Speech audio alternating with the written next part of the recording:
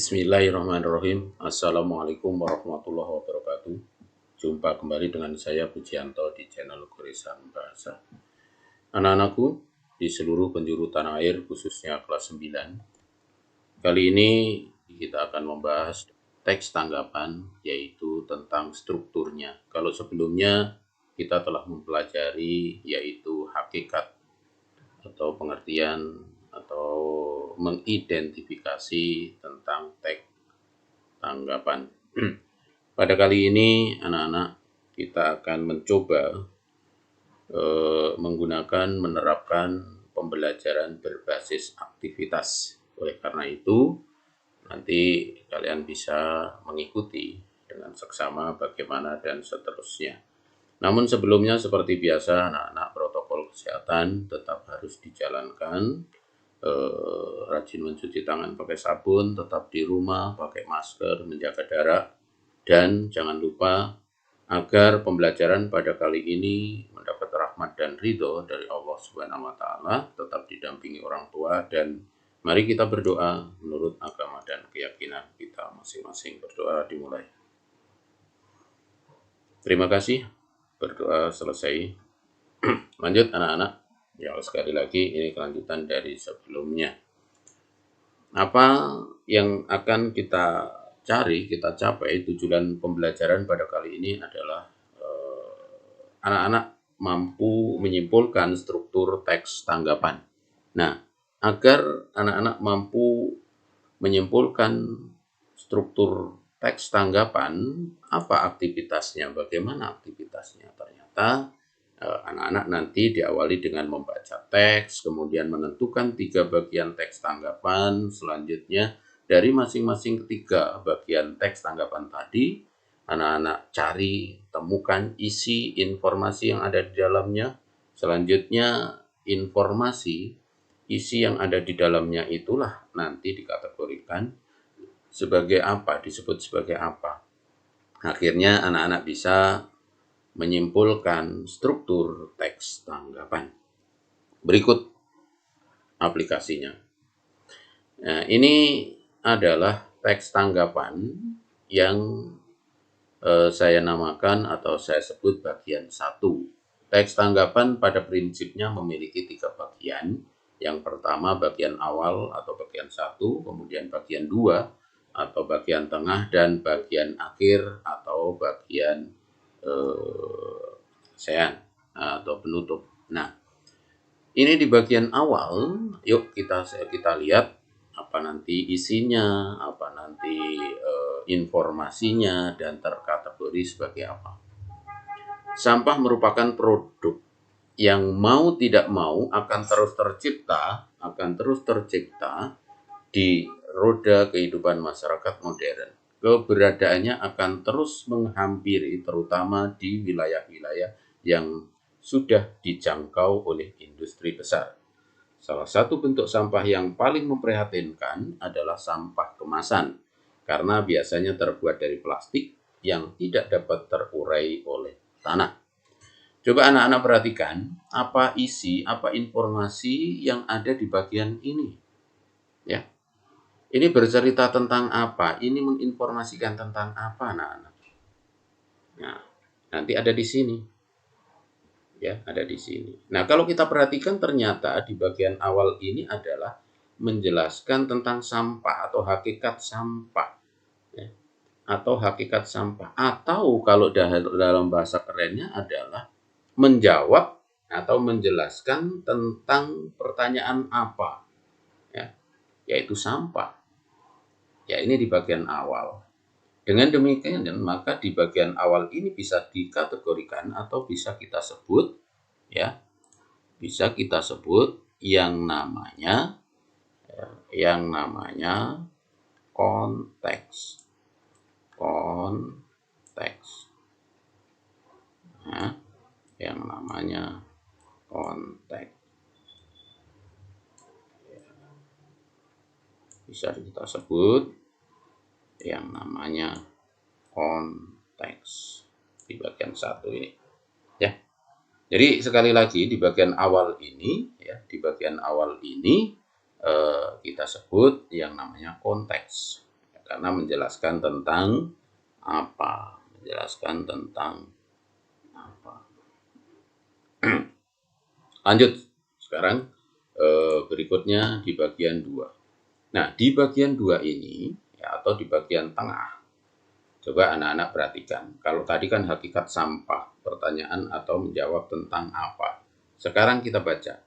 Sampah semacam ini akan menggenangi lingkungan kita, tercecer di mana saja, lalu berakhir di sungai. Karena pergerakannya terhambat, akhirnya banjir melanda rumah kita. Dampaknya 2 kali lipat dari apa yang kita bayangkan. Pertama, akan merusak lingkungan. Kedua, mengganggu kesehatan masyarakat di sekitarnya, karena sampah merupakan sarang terbesar dari kuman, bakteri, dan penyakit.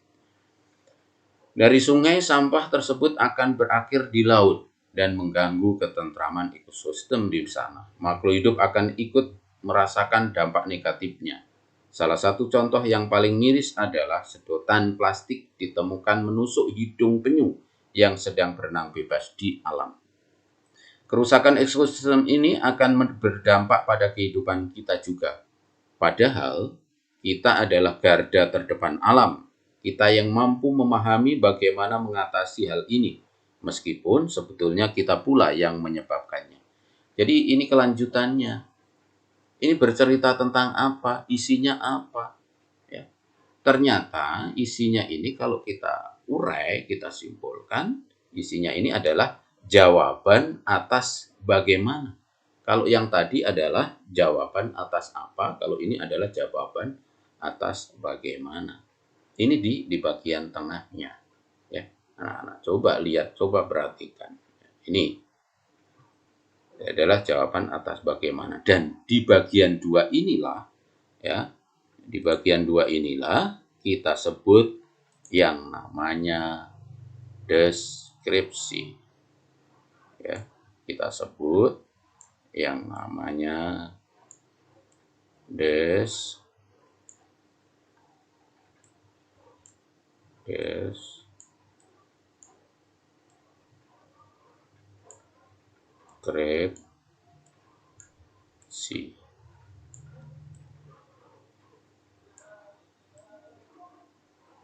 Nah, ini kita sebut yang namanya deskripsi. Bagian tengah, bagian 2, ini kita sebut yang namanya deskripsi. Intinya adalah menjawab pertanyaan tentang bagaimana. Lanjut. Berikutnya ada di bagian 3. Nah, di bagian 3, bagian akhir. Menimbang permasalahan tersebut, rasanya sudah menjadi kewajiban kita sebagai pelaku perusak alam untuk terus berusaha menanganinya. Kurangi penggunaan plastik, buang sampah pada tempatnya, daur ulang sampah yang dapat dimanfaatkan kembali. Ini harapan. Ya, ini penilaian, ini semacam simpulan, ini harapan akhir, mimpi di bagian 3 ini. Nah, di bagian 3 ini, ya kalau anak-anak perhatikan, ya, tadi kan di bagian awal, tengah, akhir. Di bagian 3 ini isinya apa sih? Ya, isinya apa? Harapan. Nah, ini kan tadi ada di hakikat apa, kemudian bagaimana diurai, dideskripsikan, mungkin bisa ada keunggulan, mungkin ada kelemahan, ada dan seterusnya ya. Setelah itu harapannya apa? Muncul di sini. Nah, di bagian akhir inilah ya, isinya apa yang seharusnya di bagian akhir inilah yang bisa kita sebut namanya penilaian. Ya, disebut yang namanya penilaian. Ya, penilaian. Penilaian.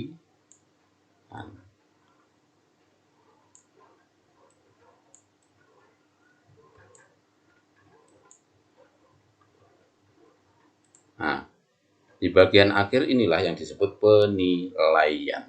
Ya. Jadi, anak-anak, kita telah tahu, tadi kan teksnya utuh, kemudian ada 3 bagian.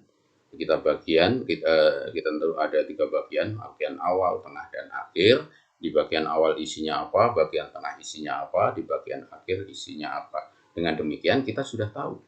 Nah, bisa kita melihat hasilnya akhirnya itu apa. Gitu ya. Nah, selanjutnya inilah ternyata struktur teks tanggapan. Yang pertama adalah konteks, yang kedua deskripsi, yang ketiga penilaian. Apa itu konteks? Menjelaskan tentang keberadaan isu atau objek. Hal yang ditanggapi apa, kapan, bagaimana, atau hakikat apa yang ditanggapi. Selanjutnya deskripsi. Deskripsi itu objek atau proses berlangsungnya. Intinya adalah menjawab pertanyaan bagaimana. Selanjutnya adalah pendapat, ya, penilaian yang merupakan pendapat atau harapan tentang sebuah tentang objek tersebut, bisa positif, bisa negatif. Nah, itulah akhirnya kalau kita refleksi, kita simpulkan, kita apa itu? Kita udah tahu menentukan 3 bagian. Kemudian di masing-masing bagian ada isinya. Kemudian dari isi-isi itulah kita bisa menyimpulkan struktur teks tanggapan. Nah, demikian anak-anak. Namun sebelumnya, seperti biasa, sebelum kita akhiri pertemuan kali ini, harus kita membawa efek atau motivasi positif kepada siapapun yang singgah atau melihat tayangan ini. Dengan demikian, seperti biasa, renungkan. Perlombaan materi tidak akan pernah membawa kita ke garis finish, karena sifatnya sangat abstrak. Bahkan akan mendorong kita seperti gurita, cenderung kepada penyakit tamak bin rakus alias serakah. Zainuddin MZ. Demikian anak-anak, ada kurang lebihnya mohon maaf. Billahi taufik wal hidayah. Wassalamualaikum warahmatullahi wabarakatuh. Terima kasih.